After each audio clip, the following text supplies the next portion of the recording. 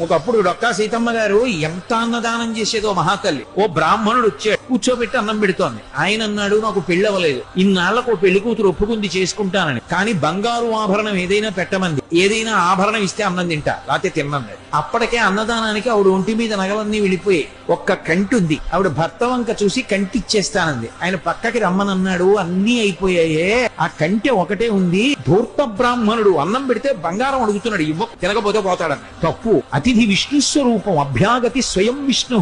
కాబట్టి ఆయనకి అన్నం పెట్టినప్పుడు బంగారం ఇచ్చేస్తాను. ఏమవుతుంది? పెళ్లి చేసుకుంటాడు, మంచిదేగా. కంటే ఒంటి మీద ఉంటే ఏమవుతుంది? శాశ్వతమా? పుణ్యం శాశ్వతం. ఇస్తానంది, నీ ఇష్టం.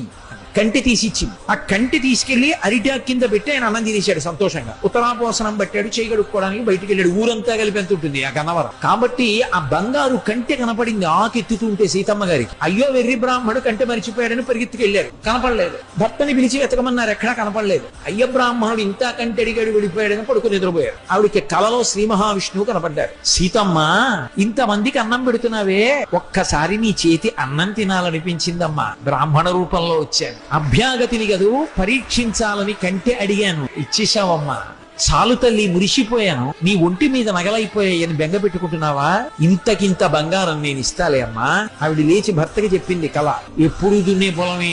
ఆయన పొలానికి వెళ్ళారు. సాయంకాలం వచ్చేసే ముందు ఏదో గొప్పు తవ్వుతున్నారు. కంగుల శబ్దం వచ్చింది. కొంచెం మట్టి తీసి చూశారు. ప్రదోష వేళ బిందె కనపడింది. ఉత్తరీయంలో మూట కట్టి ఇంటికి తీసుకొచ్చి మూత విప్పి చూశారు. బిందె నిండా బంగారు కాసులు. అంత ఐశ్వర్యం ఇచ్చేశారు శ్రీ మహావిష్ణువు.